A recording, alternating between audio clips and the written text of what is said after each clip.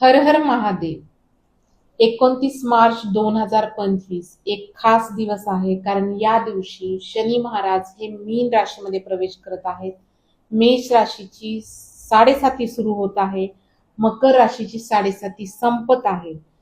एक महत्वाची बाब म्हणजे शनिवार आहे, या दिवशी सूर्यग्रहण देखील आहे. 29 मार्च ते 13 एप्रिल सूर्य, बुध, शुक्र, शनी व राहू मीन राशीमध्ये असणार आहे. मीन राशीच्या व्यक्तींनी कोणती काळजी घ्यायची आहे, मेष राशीसाठी हा कालावधी कसा असणार आहे हे महत्वाचं आहेच.